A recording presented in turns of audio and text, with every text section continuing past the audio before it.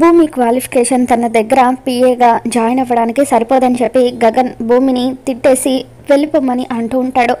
Get out, I say get out అని చెప్పి అలా గగన్ అంటూ ఉంటే భూమి బాధగా అక్కడి నుండి వెళ్ళిపోతూ ఉంటుంది. ఇక అలా బయటకు వెళ్ళిన తర్వాత పొమ్మన్న మీ నోటితోనే మళ్ళీ వెనక్కి రప్పించుకోకపోతే నా పేరు భూమియే కాదు అని చెప్పి నోటికి తన చున్నీ అడ్డం పెట్టుకుని తన ఫోన్తో గగన్కి ఫోన్ చేస్తుంది.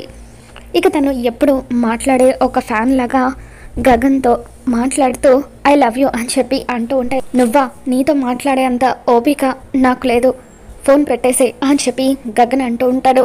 ఆగండి, ఎందుకో అలా హాట్గా ఉన్నారు, భూమి ఇంటర్వ్యూకి రావడం వలన అని చెప్పి తను అంటూ ఉంటే అప్పుడు గగన్ అప్పుడే ఈ విషయం నీకెలా తెలిసింది, ఇంత తక్కువ టైంలో నీకు ఈ విషయం తెలిసిందంటే అయితే నువ్వు భూమివైనా అయ్యుండాలి, లేదంటే తన ఫ్రెండ్ అయినా అయ్యుండాలి అని చెప్పి గగన్ అంటూ ఉంటాడు. దాంతో భూమి కంగారు పడుతూ మీరు ఇంత జీనియస్ అనుకోలేదు, నిజంగా నేను భూమి ఫ్రెండ్ని, అందుకే ఈ విషయం తెలిసింది, మనకున్న కొద్దిపాటి పరిచయంలో నేను మీకు టెస్ట్ పెట్టాను, మీరు ఆ టెస్ట్లో పాస్ అయిపోయారు అని చెప్పి భూమి అంటూ ఉంటే అప్పుడు గగన్ బాగుంది, నువ్వు నాకు టెస్ట్ పెట్టడం నేను పాస్ అయిపోవడం సరే, కానీ ఇంకెప్పుడు కూడా నాకు ఫోన్ చేయకు అని గగన్ అంటూ ఉంటాడు.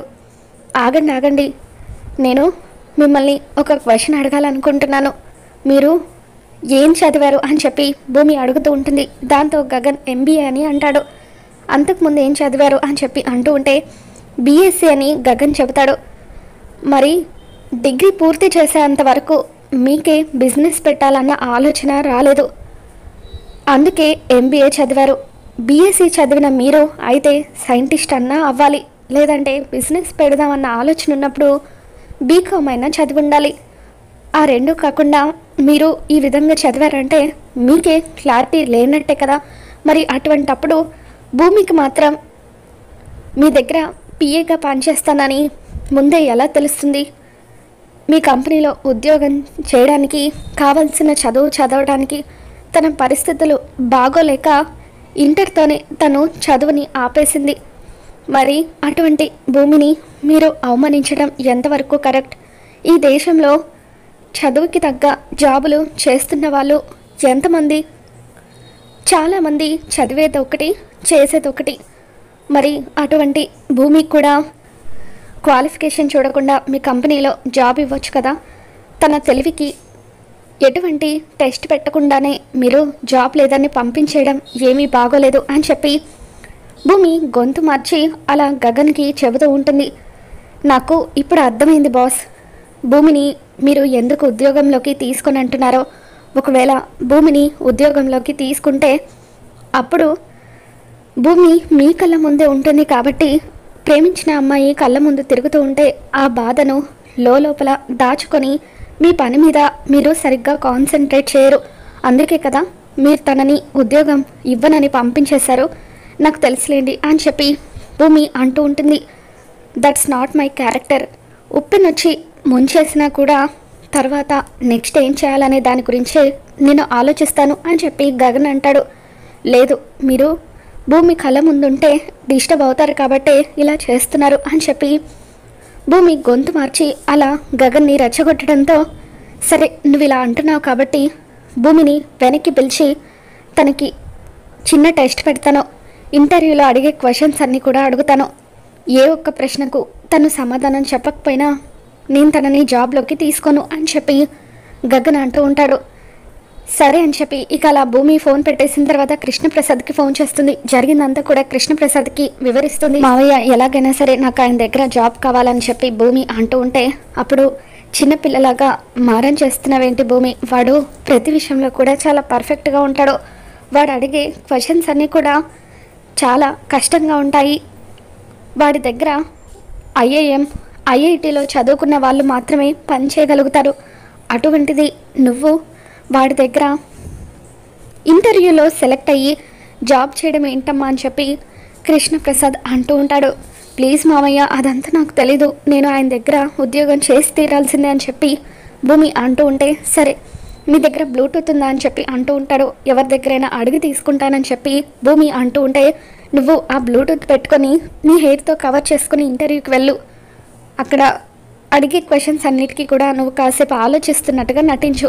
నేను నీకు వాటికి ఆన్సర్స్ చెప్పిన తర్వాత నువ్వు వాడికి చెబుదు కానీ అని చెప్పి కృష్ణప్రసాద్ అంటాడు. తర్వాత భూమి పిలిచారట, నాకు ఉద్యోగం ఇస్తున్నారా అని చెప్పి హ్యాపీగా ఫీల్ అవుతూ ఉంటే, అప్పుడే నీకు నేనేమి ఉద్యోగం ఇవ్వడం లేదు, నీకు టెస్ట్ పెట్టాలనుకుంటున్నాను, కొన్ని క్వశ్చన్స్ అడుగుతాను అని చెప్పి గగన్ అంటూ ఉంటాడు. ప్లీజ్ కొంచెం ఈజీగా అడగండి అని చెప్పి భూమి అంటూ ఉంటే, అప్పుడు గగన్ నీ తెలివికి తగ్గట్టే అడుగుతాను అని చెప్పి అంటూ ఉంటాడు. ఇక దాంతో భూమి అడగండి అని చెప్పి అంటూ ఉంటే, మన దేశానికి స్వాతంత్రం ఎప్పుడు వచ్చిందని చెప్పి మొదటి ప్రశ్న అడుగుతాడు. ఇక భూమి ఇంత చిన్న ప్రశ్ననా అని చెప్పి ఆగస్టు 15, 1947లో వచ్చింది అని చెప్పి అంటూ ఉంటుంది.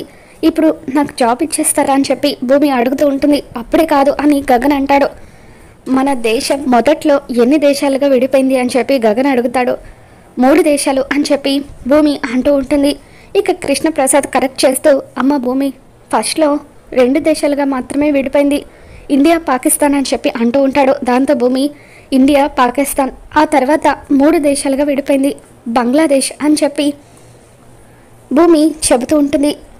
వావ్ సూపర్ అని చెప్పి గగన్ మరొక ప్రశ్న గురించి అడుగుతూ, అంతకుముందు ఇండియా పాకిస్తాన్ ఒకే కరెన్సీ వాడేవాళ్ళు, ఆ కరెన్సీ ఎప్పటి వరకు వాడారు అని చెప్పి గగన్ అడుగుతాడు. ఇక ఈ ప్రశ్నకు భూమి సమాధానం చెప్పలేదేమో అని చెప్పి గగన్ అనుకుంటూ ఉంటాడు. కానీ కృష్ణప్రసాద్ నెట్లో చూసి మార్చి 31, 1948 వరకు ఒకటే కరెన్సీ వాడామని చెప్పి అంటూ ఉంటాడు. ఇక దాంతో ఆ ప్రశ్నకు కూడా భూమి సమాధానం చెప్పడంతో, నీకు హిస్టరీ మీద ఇంత నాలెడ్జ్ ఉందని నాకు తెలీదు, మరొక క్వశ్చన్ అడుగుతాను. మన రూపాయి కరెన్సీ పైన ఒకరి బొమ్మ ఉంటుంది, అది ఎవరి బొమ్మ అని చెప్పి గగన్ అడుగుతాడు. దాంతో భూమి మహాత్మా గాంధీ బొమ్మ అని చెప్పి అంటూ ఉంటుంది. మరి మహాత్మా గాంధీ బొమ్మ ఎప్పటి నుండి మన కరెన్సీ మీద ఉందని చెప్పి గగన్ అడుగుతాడు. ఇక కృష్ణప్రసాద్ నెట్లో చూసి 1996 అని చెప్పడంతో ఇక భూమి కాసేపు ఆలోచిస్తున్నట్టుగా నటించి 1996 అని గగన్కి చెబుతుంది. అంతకుముందు ఏం బొమ్మ ఉండేదని చెప్పి గగన్ అడుగుతాడు. కృష్ణప్రసాద్ ఇంటర్నెట్ పోవడంతో, మావయ్య ప్లీజ్ మావయ్య త్వరగా చెప్పండి అని భూమి మెల్లిగా అడుగుతూ ఉంటుంది. ఇంటర్నెట్ పోయిందమ్మా, కాసేపు ఆలోచిస్తున్నట్టుగా నటించు అని కృష్ణప్రసాద్ అంటూ ఉంటాడు. భూమి ఆలోచిస్తున్నట్టుగా నటిస్తూ ఉంటుంది.